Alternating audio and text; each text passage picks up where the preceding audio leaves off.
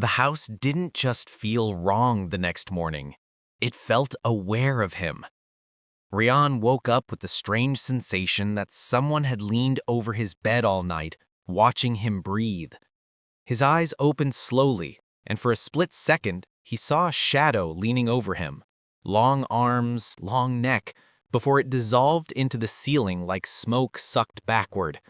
He sat up, trembling. The room looked stretched again, corners longer, shadows thicker. The sunlight leaking through the curtains with the same pale, washed-out shade he had started to dread. Nothing inside the house held warmth anymore. Every surface felt cold. Even the air he breathed felt stale, like it had been breathed by someone else first. He walked out into the hallway. Silence hit him like a wall.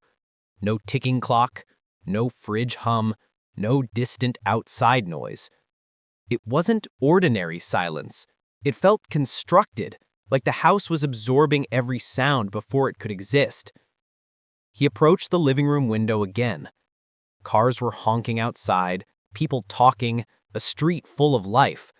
But to Rayan, nothing reached him, not even a faint echo. His chest tightened. This place is shutting me inside. His phone buzzed again, the same unknown number. He stared at it, terrified to answer, terrified not to. Finally, he slid his thumb. Whispers crawled through the speaker, layered voices all overlapping. He saw you. He saw you. Stop opening the rooms. Stop looking for him. Rayan whispered. Who saw me? One voice grew louder. The one who doesn't have his face anymore. The call cut. The silence crashed harder than before. Rayan backed away from the phone like it might burn him. That was when he noticed the front door, slightly open. Very slightly. Just a hairline crack, like someone had entered or left without making a sound. Hello? He whispered, voice shaking. The crack opened, slowly, dragging, as if pushed by something with trembling hands. Rayan froze as a cold draft glided inside. It smelled like dirt. Fresh dirt. The smell of graves. He moved toward the kitchen only to stop dead when he saw it. Another muddy handprint on the fridge. But this time, it was larger. Much larger than any human hand. Wet soil dripped down the metal, leaving thin brown streaks. Right beside it hung another note. This one wasn't on paper. It looked like a piece of thin skin, dry, stretched, slightly translucent. 4 words scratched across it. He knows you looked. Rayan backed up. No, I didn't look for anything. But he had. He knew he had.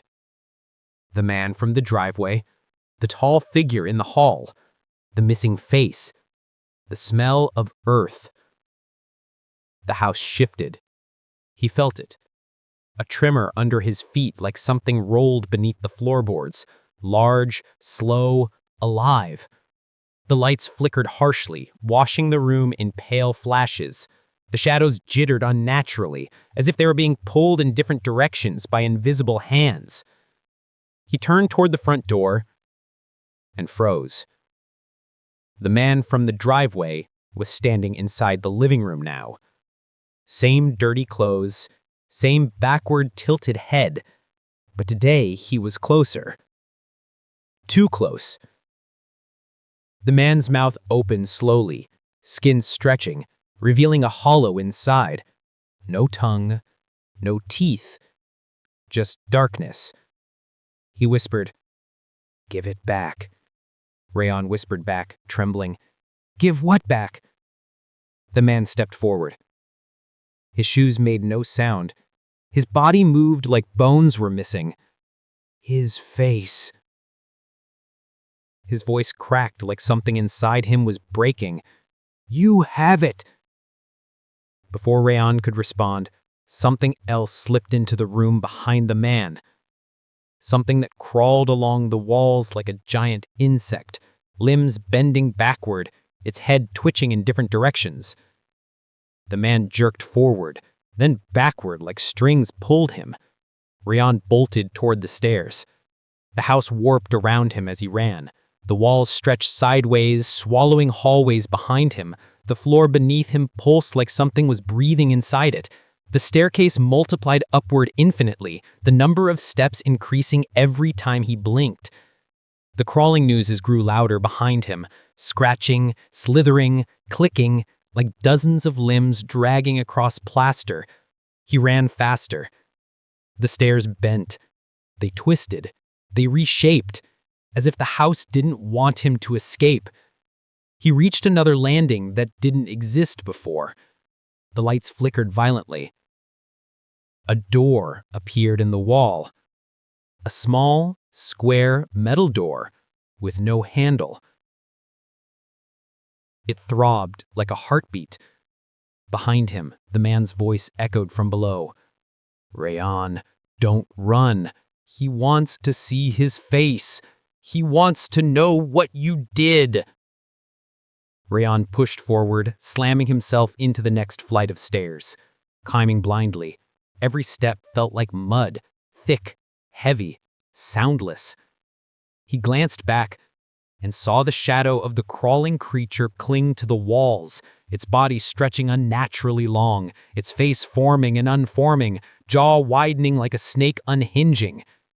Then, a new sound. Someone breathing behind him. Very close. Rayan stopped. He turned slowly. A face hovered inches from his own. Not a head. Not a person. Just a face. Floating. Skin stretched thin, lips trembling, eyes wide open but filled with moving darkness. It whispered, "Give him back what you took." Rayan stumbled backward and fell against the railing. The house groaned like it was annoyed. And suddenly, the stairs behind him collapsed downward, pulled into darkness like jaws closing. He screamed. He ran. He reached a corridor that didn't exist part of the house. Walls covered in numbers, thousands of numbers scratched into plaster, some fresh, some ancient. Floorboards creaked like bones snapping. A voice whispered through the corridor walls. "Do you know which number is yours?" Rayan didn't answer. He sprinted toward the only door visible. The moment his hand touched it, the lights died. Pitch black. Something cold wrapped around his ankle. A hand. A human hand. Dozens of them. From beneath the floor. They pulled. Rayan screamed, grabbing the door frame desperately. The hands tightened, pulling him down, pulling him through the floorboards like quicksand. He felt wood splinter against his ribs as he was dragged chest-deep into the darkness below. A voice right next to his ear whispered, "He is almost here." Rayan thrashed violently, and everything released him at once. He fell onto the hallway floor, gasping, coughing, shaking uncontrollably. The hallway ahead slowly lit up again. A shadow passed at the far end, walking, slowly, calmly. A tall figure with no face, but not empty. Its face was molding itself, shaping, forming features. Rayan's features. Imperfect, warped wrong, stretched wrong. Then it smiled. With Rayan's own mouth. "You should never have opened the storage room." The house twisted violently, and the entire house swallowed the light.